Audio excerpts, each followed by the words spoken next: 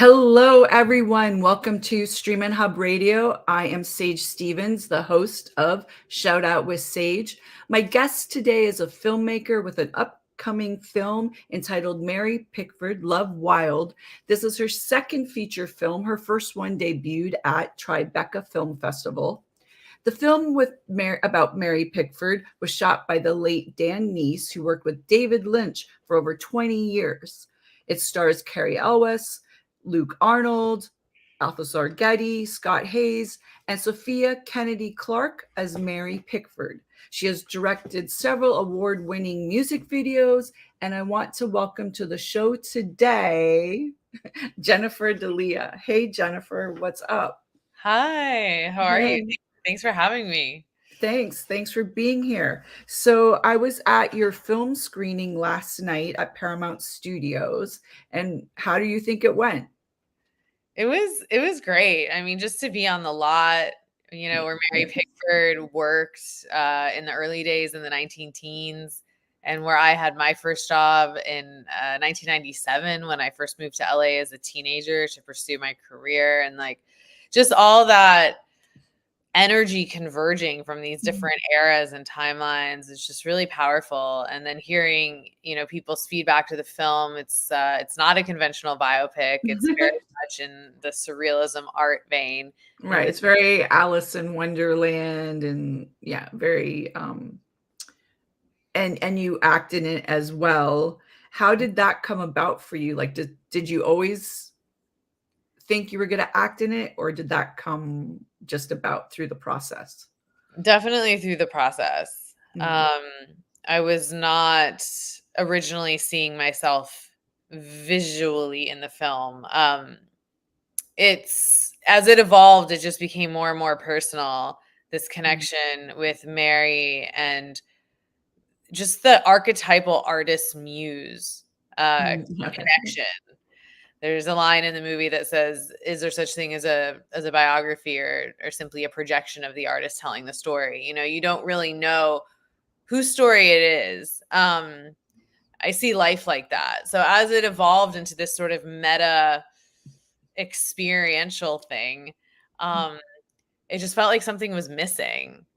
And Pickford was really into exploring multiplicity and quantum physics and things like that too. So it's very, very aligned. And then the early days of cinema were very avant-garde and surrealist. So it was just kind of pulling from that, and I was channeling her. So I channeled Right. Well, her. yeah. Yeah. Because like back then, especially too, they still thought actors were sort of charlatans, and it wasn't a career. Well, I mean, even now, some people don't think Yeah. much of it, but definitely worse back then. And why Mary Pickford? Why did you decide to do a picture about her? I discovered her magically in an art exhibit in Toronto, where she's from. Right. And I just had this visceral, like literal shockwave come through my body, almost like a love at first sight or discovering a kindred spirit. And I just knew it was instant. Like I have to tell that story. I don't know what the story is, but it just was a knowing, like a deep Right. wisdom kind of feeling. So yeah. Yeah, I met you at AFM, and we were talking, and then, you mentioned you had the Mary Pickford, and I'm a native of Canada. And so like I knew she was Canadian. I basically know, any actor or filmmaker that's Canadian, I probably know who they are. Yeah. And so yeah, and so that's how we started talking, and then I'm like, oh wow, that's like so great, because I have a big affection for her as well. Why, like, what was it about her that really resonated with you? I mean, at the onset, it was just an energy, kind of her aura.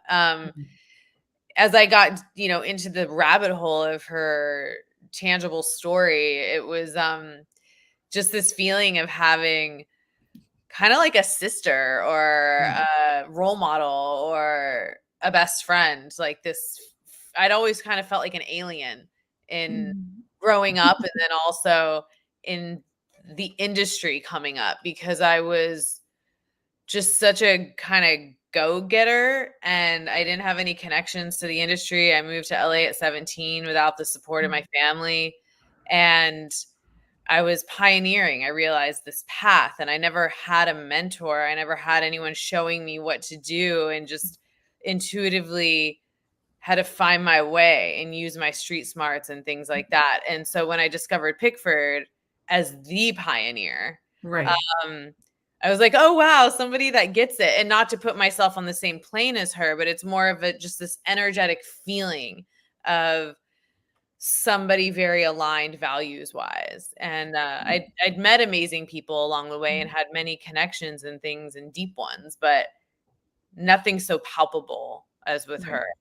Well, Yeah. she accomplished so much. Like she produced her film. She was very active in the whole process and created a studio. So, I mean, you know more of the specifics than I do, and probably can tell the story better. But I mean, she was like very business minded. So, why don't you tell us a bit about that? Her business sense. Yes, yes. Yeah, I mean that was sort of the connecting point, is that it was intuitive for her. There was nobody to show her the ropes. She commanded her worth coming from a family where she played a very interesting role, which was very paternal amongst her mom and her siblings. Once their dad left when she was about 4, she stepped into this role of I will keep the family together. And they were in poverty and struggling, and she wanted to be the glue and fill that void of a paternal figure. So she used a lot of her masculine to Yeah. understand her negotiating power and her value, and also didn't diminish her feminine power, which I just find incredibly integrated and beautiful. So she just commanded it. She didn't have any sense of money, except that she knew she wanted it. She knew that it would make life easier for her, easier for her family, easier for artists that she wanted to support. She wanted to infuse the industry with funds for artists that were struggling. I mean, so she was motivated by this desire to create security for beings across the board. And she just had a fearlessness about going for it. So she was a businesswoman. She was the first woman to earn $1 million in North America in a year. Um, Wow. and she was running Hollywood really for a bit. Yeah. Yeah. Tell us more about how she got together with Charlie Chaplin and Griffith and all of that stuff. She met Griffith in New York because she was needing to support her family, and she was in small roles on Broadway coming out of vaudeville theater. And her mom encouraged her to go meet Griffith to get a job on what they called flickers at the time. They were just little short films that were a few minutes long, and it was embarrassing. It was considered what they called a step above prostitution. To work on Oh, movies wow. was like a very kind of disrespected job, Mm. and it was just to support the family. And so that was her entrance into that world. And then she, discovered it was an art form, and that she started to fall in love with it. And the rest is sort of history there. With Chaplin, they were kind of coming up at the same time. It took a little bit for them to converge. And he was best friends with Fairbanks, who was the love of her life. And they had started their affair and their interaction. And this was in LA, and they all joined forces to create United Artists so that they could have control of the creative and the money. But they really put themselves as artists first before they put themselves as business people. But in order to have creative freedom, sometimes you have Yes. to be the business person too. So Yes, definitely. Well, it's called show business, not show friends. So, right, there you go. There you go. with Fairbanks, I mean, they were both married, correct? In the beginning, they're both married. Yes. Yes. So, especially back then, that was like so taboo. And I'm just tell us more about that. I just find it so interesting that I mean, she was really like avant-garde for the time. Very avant-garde. Yeah, I mean, the heart's the heart, and they fell in love with each other. I think that's universal and timeless, and it happened. And um, It was unprecedented. They were the first, publicly scrutinized love affair in so-called Hollywood. And there was a lot of drama and things that ensued during World War I, with the press starting to come out about them and stuff. But essentially they decided to follow their hearts, even if it meant losing their career. And they did, and they stepped out and they got divorced from their significant others, and they became the first Hollywood royalty couple. It was quite the opposite of losing their career. Actually, their sort of radical transparency, I think, amplified their position in society, and also created what she deemed to be a curse, which is the invasion of the private life. And actors in the limelight, feeling like they need to share what's going on with themselves privately. And she eventually didn't like that, but there was no one before her, and she didn't know how to handle it. And so she just, thus is celebrity. It was the birth of celebrity. Yeah. Right. What is your creative process? Like, how do you write first? Do you get visual images first? Do you think of it as a director or a writer? I don't necessarily know that I separate the lenses. Okay. With this project, yeah, it was kind of hand in hand. I get a lot of visuals and downloads in my meditations, in my dreams, in my thought process. But I've been a writer since I was a child. That was my first strength and passion. So yeah, that all kind of comes naturally, but the visuals really excite me so much. Do you see the film visually? Like, do you storyboard it at all? Did I storyboard this one? Yeah, there was some vision boards and storyboards. I mean, nothing super regimented, but there would be at different points in the process some visual representation that would create like an essence for us to draw from, but nothing rigid or literal. Okay. With your casting, did you have people in mind? Did you use a casting director? How did all that come together for you?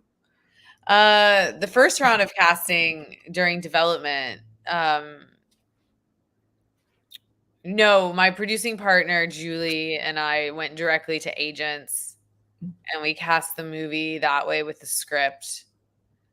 And that entire cast ended up pretty much not being in the film because development took 5 years, and by the time we were shooting, Right. it was a scheduling thing or something. And then, of course, it lands where it's supposed to. We ended up with the cast we were meant to have, and we did work with a casting director in the end. And some people I had in mind, some people she suggested. Sophie Kennedy Clark was suggested by the casting director, but I had seen her in Philomena playing the young Judi Dench, and in Lars von Trier's films, and she was this budding British star, and I knew who she was, but I didn't know her name, so it was very exciting to connect with her. So yeah, it was a mix of things, How long did it take you to get this film done? From beginning to end. Yeah, well, this has been 12 years in the making.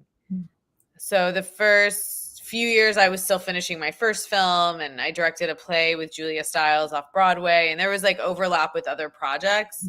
But as far as like writing the script, raising the money, producing it, getting it into production, editing it, realizing that I wanted to shoot more, and re-editing it, and being where we are today. Yeah, it's been a 12-year journey, but it's been quite fruitful. Right.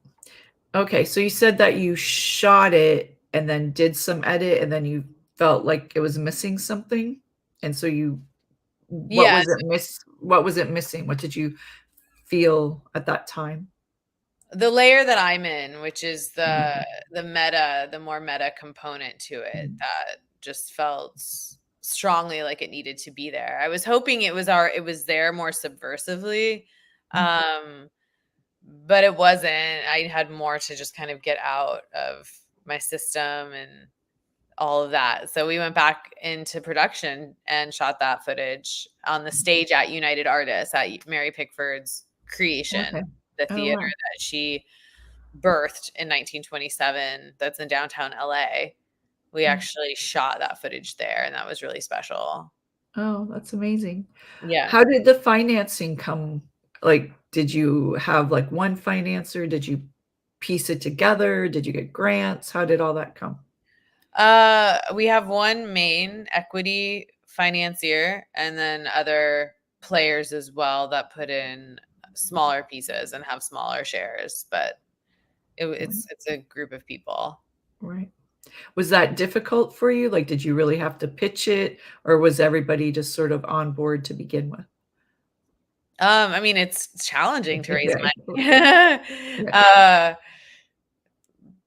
No, I mean it was hard, very hard. Yeah. Some were easier than others. Some moments were a lot more graceful and easeful, and others felt a little bit more like a battle. But that's par for the course when you really commit to something that needs to be independent in order to preserve the integrity. I think it was important to go through that process. What inspired you to go in that, like, sort of metaphysical, Alice in Wonderland voyage? It's just how I see life. So I couldn't really imagine it another way. I see life in this way, and then I also understand that Mary Pickford was seeing life in that way. And so it was just important that that's there, that time is sort of a field of, simultaneous events, and we're exploring alter ego, and we're exploring different dimensions, and we're exploring portals and multisensory, and experimenting and pushing the medium and playing with sacred geometry and um, Okay, wait, what is sacred geometry? I don't know what sacred geometry is. sacred geometry is apparently the makings of the universe, which is, in quantum physics and ancient text, it's shapes and patterns, like the kaleidoscope shapes that would appear in the film. Right, yeah, that was It, really beautiful, yeah. it's very much like the fractals or molecules that make up the universe, and everything's kind of like reverberating as these pattern structures. And so Right. her and like Einstein and all those artists of the time, they would talk about these things, and it's very psychedelic. Mm. During the process, because it took so long and, like, I'm sure you were editing stuff along the way, when you showed it to other people, how do you differentiate, like, your vision for it and not have other people affect what you wanna do? Or Um, do you let them affect you? Or, like, how do you do that? I mean, it's a dance. There's times when I feel it's important to be open to feedback and make sure that I'm not compromising the vision. But if Right, somebody's giving me feedback that's elevating my vision, right, or there's something I'm missing, I just want the movie to be amazing, I'm open. And then there's times where it's important for me to stay in my lane and not be open and keep yeah, people out of the edit, and just understand that I need to have a process or I'll never get done. right. Um, so it's a dance, and there's a navigation system to that for me. But I've had producers that have really respected when I call them in, when I don't call them in, and then, showing an audience. And like 2019, I premiered the film for 1,000 people. I thought I was done. Oh, So, wow. you know, kind of seeing the feedback there and realizing that I wasn't done was coming from my heart, and also a lot from the collective. So you did the screening, and what was the feedback like? So from that, you just decided, "I need to do more?" It wasn't from I viscerally felt already like something was missing, but then Okay. hearing the feedback from that night, it validated. Mhm. Um, People were saying that it was a beautiful art film. And my first film was a beautiful art film. And Okay. I'm happy to make a beautiful art film. But I really felt strongly that this film wanted to be more the bridge between art and commerce, like kind of like Pickford. Okay. And so I want art, but art that can be commercial. Right. This particular piece. And as we got more into the meta, and as time goes on with the zeitgeist, it's like wine. It kind of ages where more and more people get it, more and more people are asking for it. Kind of like that film Everything Everywhere. Yeah, all at once, or That was. yeah, or whatever. Yeah, whatever the title was. I Yes. didn't see it, but people will look at my film, and I'm sure it looks very different, but they've been telling me that it reminds them. There's something in the energy of it. So I think people are hungry for this nonlinear, experiential experience. And I think so as time has been going on, the film's becoming more relevant. So that's exciting. What made you decide to act in it? Sort of the same elements of feeling like something was missing, and then going into casting for that role, and then having somebody say to me, why are you casting somebody to do what you're living? Okay. And I was like, yeah, it was kind of an interesting thing to look at, because I had been a performer. I hadn't been seeking that role in this process, but it wasn't a foreign concept. So once I took that in and internalized it, I was like, yeah, nobody's going to be able to channel her the way that I am. They would do it in their own beautiful way. But what I was experiencing over these years is what I was harnessing in that cathartic release that I'm going through in the movie, which is like very real. How did the opportunity to work with your cinematographer come about for you? Very serendipitously, I had just seen Blue Velvet, the David Lynch film, on the big screen for the first time in New York at the Film Forum. And I was interviewing a potential new assistant like a few weeks later in LA to work with me in New York. That's where I was based. And she said her last job on her resume was with Dan Neese, who did Steadicam for Blue Velvet. And I had just seen that on the big screen, and I was like blown away by it. And the whole movie is Steadicam. So that was all him. And I was just like, no way, I got to meet that guy. She's like, oh, really? I can introduce you. And she did. And then we hit it off creatively. And he read the script, and the rest is history. Yeah. Was he involved in it from the very beginning? Yeah. Oh, wow. Okay. He shot my foot. He shot all of it. Yeah. Wow, that's amazing. Yeah. And how did the rest of the crew? I met your lighting, Dwight, last night, and we talked a lot about the lighting. So why don't we sort of talk about, like, how did you decide what type of tone you wanted? In my visions, I would just see the way shadows and colors and things would come to life, and I would express it to Dan, and then he would help translate it to Dwight, and then Dwight would show us something, and then we just collaborated in this very artistic way. I remember Dwight saying within the first couple of days how grateful he was for his whole career, but this was the first time he felt like he exercised his craft as an artist on set in like 20 years. Wow, that's amazing. Yeah, we were talking last night, and he was saying how there were times on set where it just felt really like magical and organic and everything. And, throughout the whole conversation, yeah, I was like super excited and really happy about what you guys have accomplished. Has there been anyone else in either in this movie or in your career that's really helped you and guided you? So not in that conventional mentor kind of a way, but I've definitely been inspired by people along the way. In a variety of ways. I worked on a Wong Kar-wai movie when I was coming up in production as a coordinator, and it was his first American film. And it had Natalie Portman and Norah Jones acting for the first time, and Jude Law, and this kind of all-star cast. And all his producers came from China and had never produced an American film. So it was like the Wild West. Suddenly it was this kind of large cast and producers that didn't know how to produce in this country with the unions and the things that we have.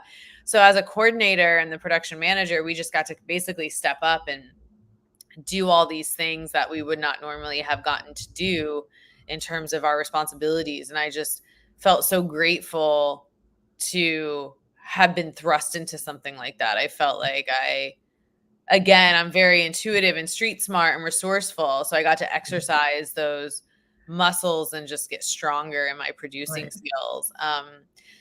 And my producing partner, Julie Pacino, for, 10 years or Oh wow. Yeah. Oh wow. I actually mentored her technically.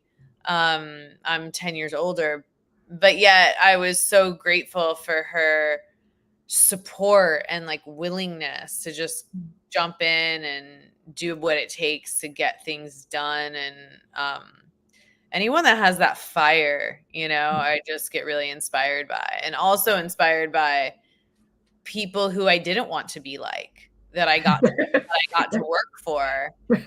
Yeah. Learn those lessons and really retain them and say, I don't want a set where there's low camaraderie or it doesn't feel magical. I want everyone, the caterer, the PAs, the actors, everyone to feel like they're in the picture.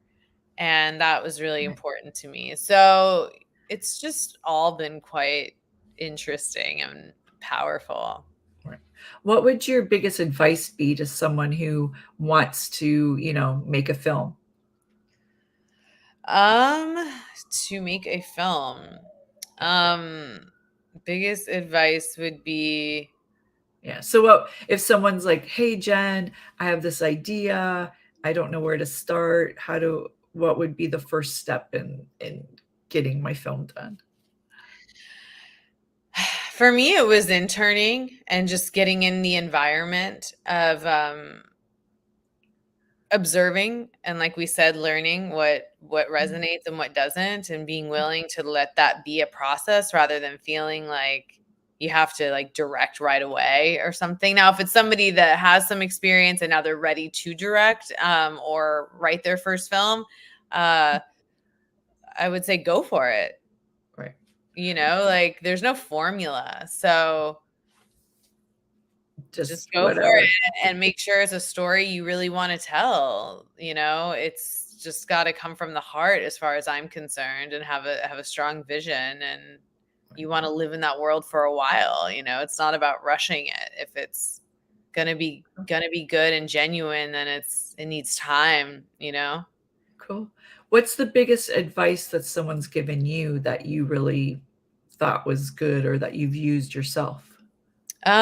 Just recently, this publicist we are considering working with, really also encouraged me to remember to continue honoring the process.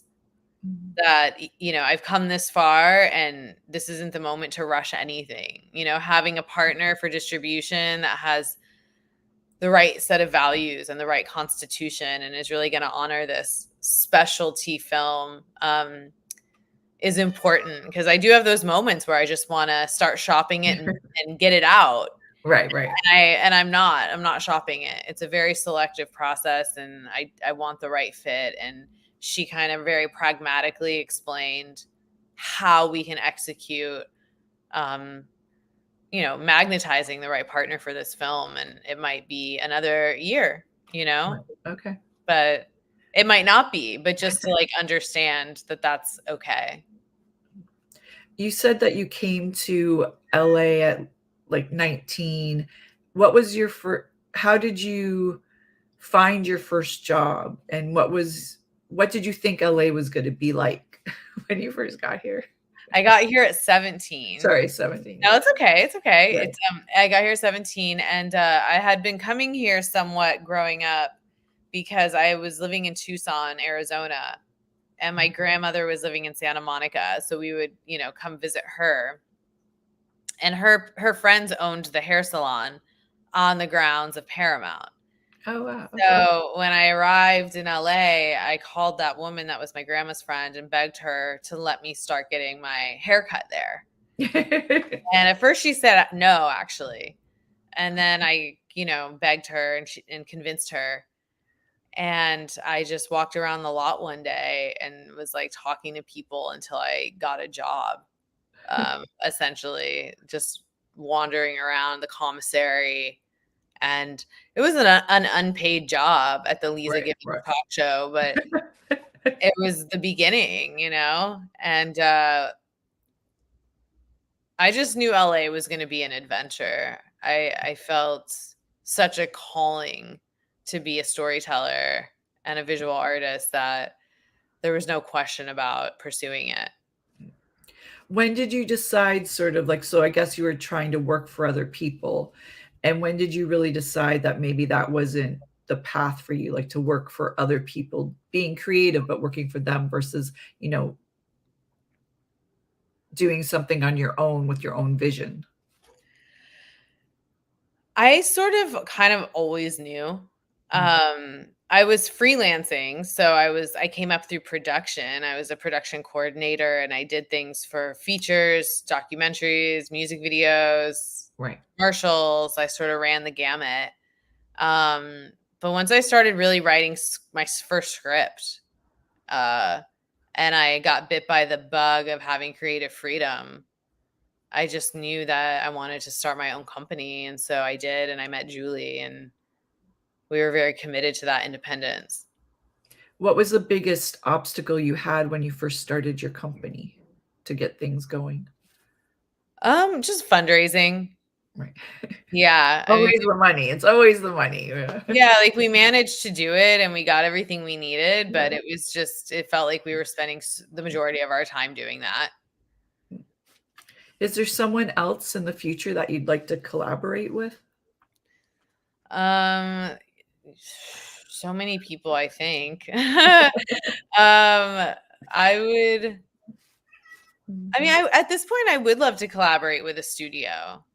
I Okay. think that now that I've exercised my muscle as a creative, and I think that if I could be, partnered with a studio and have that infrastructure behind me and like really get to sink my teeth into something with a huge budget based on my talent, not based on them sort of controlling the execution process, I think it Right. would be really exciting.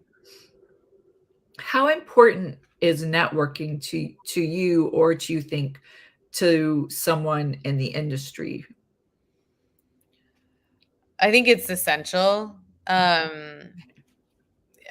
you grow up, I think we all kind of treat it differently. Hopefully, I think in the early days, for me at least, it was very much number one priority. Uh, Now it's different, there's not such a hunger, desperation to like connect and meet the right people. I kind of see the flow, and things can happen very organically. Um, but connecting in a way. And for me, the human connection's always been important anyway. But it's it is a who and how you're respected once you walk through the door, kind of a game, I guess. Well, yeah, like you want to connect with the right people and with people that believe in you and, have the same vision. I mean, obviously, it's probably not going to work out very well if none of those things are in place. Yeah, and it does happen a lot. That's how people get a lot of things done, is they're not that connected. But Mm. I think that comes through in the alchemy of the content. How do you decide what to say yes to as far as a project versus, what you say no to? Because in LA, I find, you're always bombarded by people saying, oh, we should do this. Oh, we should do that. And how do you decide? Um, I just generally say no to most things. It's not like I'm getting hit up constantly, but I've just for so long been in the throes of the projects that I've chosen myself. Mm, So I haven't given myself much space to say yes to things outside mm, of, the first film, this film, the theater I directed, the music videos, the things that mhm. I just felt very aligned with. So I just read a script recently for myself as a director that's somebody else's script, and it was a no, you know? You just didn't like the material? It just didn't was Yeah, it was just a lot of violence and a lot of yeah. kind of using spirituality as like a reason for things that I just wasn't aligned with. Right. Is there anything that you have said no to in the past that now looking back, you're like, "Oh, maybe I should have said yes to?" No, I No, don't think you're so. like definite. You're like Yeah. you're definitely, I mean, solid in your choices. yeah, like I've had my doubts in moments of weakness of Mm, just not pursuing, you know, a studio for this film when we had the opportunity. But I wouldn't change anything because I wouldn't have gotten to make this movie. And so sometimes when it's hard with the money and hard with things, I'm like, oh man, we could have just gone that easier pathway. But I know there would be just as many challenges, they just might be different. So in real terms, no, I don't wish there was something else I would have done. with your film, what else do you have like, so you have that version that we saw last night. What else are you doing another edit? Are you gonna be adding anything? Like, No, what's the I no, don't want to. you're I would like to, you know, credits and fine tuning the sound mix and things that will need to be done for distribution. But I would like to cut the cord with my own sort of creative process on this film. after this film, what's next? To be determined. I think I know, and I think I'm starting to let that come through. It's a very large scale kind of multimedia live immersive Okay. thing. Okay. Um but also very meta, but dealing with myth. And yeah, we'll see how that develops. How do we find you on social media? Where do we go to, like, see what you're up to? I'm very inactive on social media, but I am present, and it's called at Love Wild Be Free on Instagram. And then Jennifer.r.delia on Facebook. And I have a podcast as well called Humanizing the Icon that Oh, has 40 episodes on YouTube and Spotify and Apple and things. okay. What's that about? Tell us a little bit about that. I curated an exhibit at the Venice Biennale in Italy with artwork from the Pickford film in 2019 before COVID hit. And that was an amazing experience where I explored humanizing the icon from myth and spirituality all the way through pop culture. What is icon? What is it to worship? What is all of this about? That structure of something being larger than life. And why do we do that? And so the show developed out of that exhibit and those curiosities. And so I'd bring on, you know, visionaries and artists, and I'm sure similar guests to what you have, and kind of deconstruct these paradigms. And it would just go into all these different directions. And it was really fun. I haven't done an episode in a while, but it was a super fun project. Yeah, it takes a lot of work to get all that stuff going and get guests and all that. I loved it. Yeah. Yeah, it's great. Mhm. Well, thank you so much. Thanks for taking the time to talk with us today. And so you don't have distribution, or I mean, so how do people find the film, or when can they watch it, or you don't I really think have any of those answers yet? Yeah, I think just stay tuned, you know, now it's all about planting the seed. I think 2024 is our year. Things are bubbling, and I think it'll be known when that movie's hitting the circuit. It'll be known. Yeah. Okay. Okay. We're very excited for Mary Pickford to have her debut into pop culture today. Well, thanks so much for joining us today, and thanks for inviting me last night. Had a Yes. great time. It was great to be at Paramount and to watch your film, and meet all your friends. It was like so cool, and the cast and the crew. It was like a really great time. So thank you for inviting me. Thanks for coming. I loved Yeah. your energy there. I'm glad you Oh, enjoyed it. yes. Okay. Well, thank you, everyone. Thanks for joining us today, and see you next time on Shout Out with Sage. So bye. Bye, Jen. Thank you so much. Bye. Thank Bye, you. everyone.